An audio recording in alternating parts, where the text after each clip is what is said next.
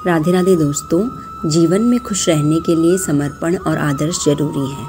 नमस्कार दोस्तों, आप सभी का स्वागत है मेरे इस चैनल में। और आज की शुरुआत भी सुबह 5 बजे से हो गई थी और मैं आपको 8 बजे से दिखा रही हूँ, क्योंकि आज मेरे पे बहुत ज़्यादा काम था। सुबह का सारा कुछ मुझे ही देखना था और बेटी को स्कूल तक भी मुझे ही छोड़ना था, क्योंकि हस्बैंड रात में ऑफिस का काम करके लेट सोए थे 1-2 बजे के आसपास, तो वो सुबह उठे नहीं थे और मैंने उठाया भी नहीं। तो इसलिए अभी मैं अपनी बेटी को स्कूल से छोड़ के आई हूँ और मुझे काफ़ी भूख लग गई थी, क्योंकि 5 बजे उठ जाते हैं और सुबह से घर का कामों में लगे होते हैं। झाड़ू पोछा करना, बच्चों के कपड़े धोना और नाश्ता वगैरह बनाना, टिफ़िन बनाना बेबी के लिए, तो भूख लग जाती है। और वैसे ही मुझे भूख बहुत लगती है, तो फटाफट मैंने अपना नाश्ता किया और अभी दोनों बाप बेटे सो रहे थे, तो मैंने सोचा कि जब तक वो सो रहे हैं तो थोड़ी पढ़ाई ही निकाल ली जाए। तो मैंने अपना जीके का पोर्शन निकाला था डीएसएसबी के लिए प्रिपेयर करने के लिए। और आजकल क्या हो रहा था कि मैं जो रिवीजन है वो पोर्शन कर रही थी। मैनलीफ हिस्ट्री, एंशियंट हिस्ट्री और मॉडर्न हिस्ट्री जो मैंने पहले की थी, इसको रिवाइज़ कर रही थी, क्योंकि रिवीजन पहली बार किया तो ऐसा लग भी नहीं रहा था कि मैंने पहले पढ़ चुका है। थोड़ा बहुत ही हल्का फुल्का पढ़ा हुआ लग रहा था, क्योंकि जब तक आप बार बार रिवीजन नहीं करेंगे तब तक अच्छे से याद नहीं होगा आपको। तो मैंने रिवीजन किया तो मुझे काफ़ी अच्छा लगा, रिवीजन करके काफ़ी चीज़ें मुझे याद हो गई हैं अच्छे से।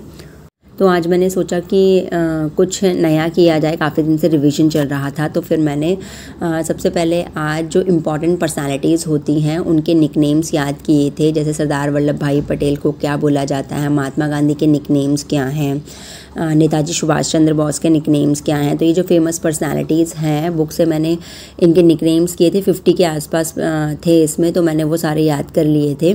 और काफ़ी सारे व्यूअर्स मेरे को बुक्स के बारे में पूछ रहे थे कि आप कौन सी बुक से पढ़ रही हैं, कैसे पढ़ रही हैं।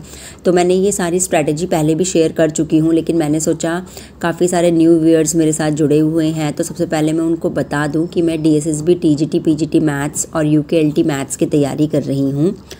तो उसके लिए मैं आपके साथ अपनी बुक लिस्ट शेयर करती हूँ, क्योंकि व्यूअर्स को प्रीवियस वीडियोस ढूंढने में दिक्कत हो रही थी, तो मैंने सोचा दोबारा शेयर कर लिया जाए।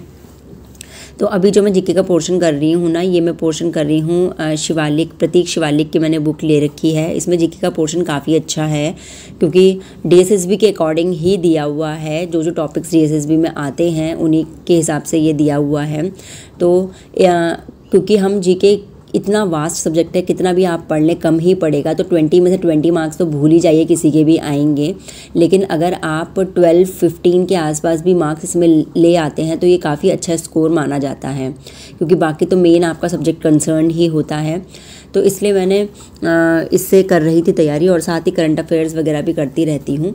और जो करंट अफेयर्स है वो मैं कम्युनिटी पोस्ट पे शेयर कर देती हूँ कि मैं कहाँ से कर रही हूँ, आपको वहाँ से भी हेल्प मिल जाएगी।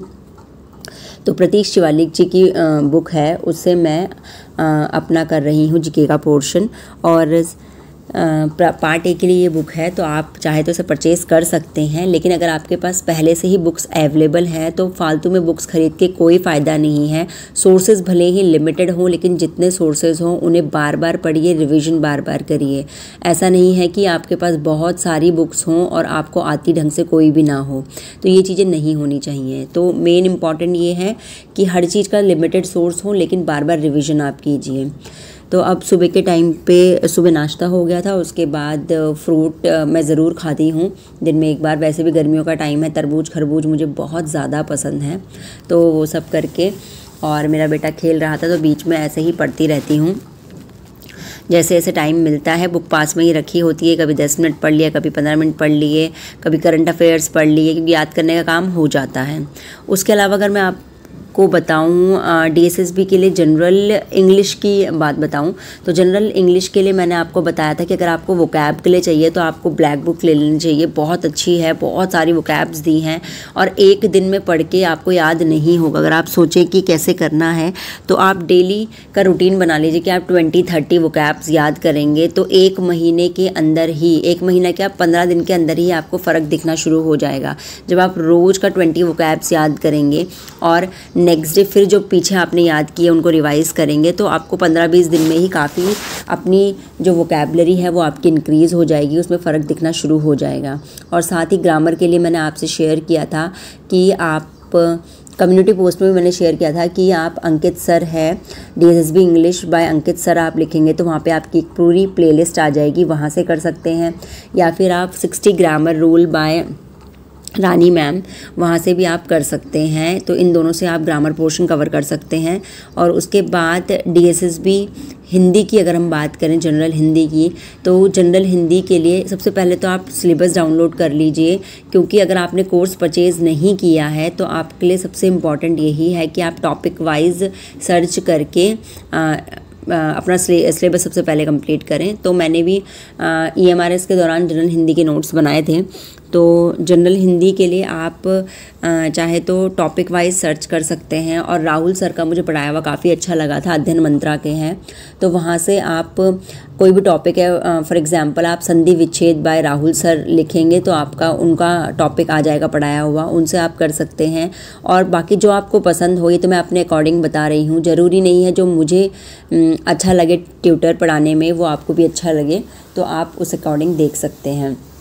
बाकी रीजनिंग का, मैथ्स का भी आपको टॉपिक वाइज सर्च करने पे आपको मिल जाएगा।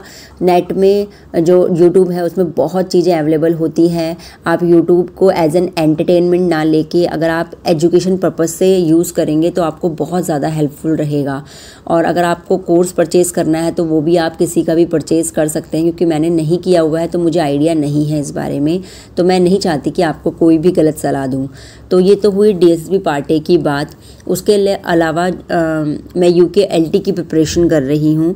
तो UKLT में काफ़ी सारे क्वेश्चंस मेरे को आ रहे थे कि आप फिज़िक्स की प्रिपरेशन कहाँ से कर रहे हैं। दिन में मेरा बेटा सो भी गया था तो मैं फ़िज़िक्स के ही नोट्स बना रही थी। मैं उसकी वीडियो नहीं बना पाई क्योंकि मैं फ़ोन से ही, यूट्यूब से ही पढ़ रही थी फ़िज़िक्स के लिए। तो मैंने कोई कोर्स तो लिया नहीं है, तो मैंने पूरा सिलेबस डाउनलोड किया है। और सिलेबस में अभी मैं 3rd यूनिट थर्मोडायनामिक्स मेरी चल रही है। तो टॉपिक लेती हूँ, टॉपिक को मैं यूट्यूब में सर्च करती हूँ, और ऐसा करने से मुझे 2-3 ट्यूटर तो समझ में आ गए हैं कि इनका पढ़ाया हुआ काफ़ी अच्छा है, तो मैं वहीं से पढ़ लेती हूँ। एक है पंकज फिज़िक्स गुलाटी। तो अगर आप कोई भी टॉपिक सर्च कर रहे हैं और इनका टॉपिक आपके सामने आए तो आप इनसे ज़रूर पढ़िएगा। इनका पढ़ाया हुआ बहुत ही बेसिक से होता है, बहुत जल्दी समझ में आपको आ जाएगा। फॉर एग्ज़ाम्पल आपने गिब्स एनर्जी सर्च किया है, तो आप गिब्स एनर्जी डालेंगे तो आपको इनका ज़रूर आएगा, इनके चैनल का ज़रूर आएगा। तो अगर आपको इनके चैनल का मिलता है तो आप इन्हीं से कोशिश कीजिएगा कि आप इनसे ही पहले पढ़ें। अगर नहीं आता है तो उसके अलावा भी आप बहुत सारी चीज़ें देख सकते हैं, आपको किसी न किसी का समझ में आ जाएगा।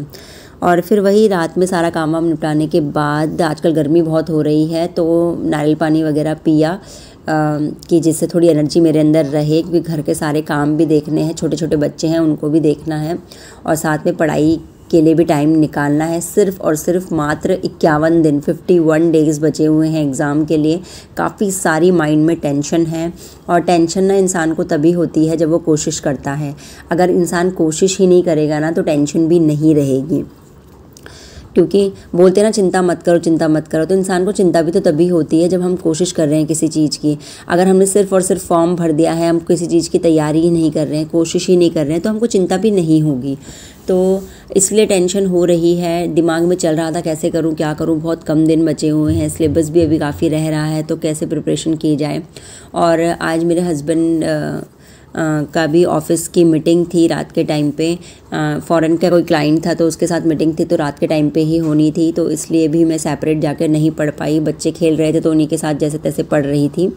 बेटी को कह दिया था कि सो जाए, क्योंकि सुबह जल्दी उठना होता है, स्कूल होता है, और बेटा भी अभी खेल रहा था तो उन्हीं के साथ साथ पढ़ रही थी। बहुत अच्छे से तो पढ़ाई नहीं हो पा रही थी, क्योंकि बाकी और दिन क्या होता है कि 9 बजे के आसपास से मैं पढ़ने बैठ जाती हूँ, 11 या 11:30 तक 2 घंटे सेपरेट बैठती हूँ, क्योंकि मेरे हस्बैंड देख लेते हैं, ऑफिस वगैरह का काम निपट जाता है तो वो देख लेते हैं। बट आज उनको मीटिंग लेनी थी तो मैं ही इनके साथ बैठी थी। थोड़ा बहुत जैसे भी पढ़ा रात में, ज़्यादा नहीं पढ़ा, 1 घंटे के आसपास पढ़ा था। और उसके बाद क्योंकि मुझे अपने हस्बैंड से भी बहुत कुछ डिस्कस करना था कि मैं कैसे पढूं, क्या करूं, कुछ नया सोच रही हूं करने की, कि जिससे मेरे को हेल्प मिले और ये जो 51 डेज़ हैं इनको मैं अच्छे से अच्छा यूटिलाइज़ कर पाऊँ। जैसे ही होगा आपको सबके साथ ज़रूर शेयर करूँगी। तो उनसे आज डिस्कस कर रही थी कि किस तरीके से मैं मैनेज करूँ, क्योंकि नहीं तो मैनेज नहीं हो पाएगा। मुझे अपना 100% देना है, कोशिश तो करनी ही है, चाहे रिज़ल्ट कुछ भी हो। आप भी अपना 100% दीजिए, कोशिश ज़रूर करिए, रिज़ल्ट की तभी देखी जाएगी, कोई बात नहीं।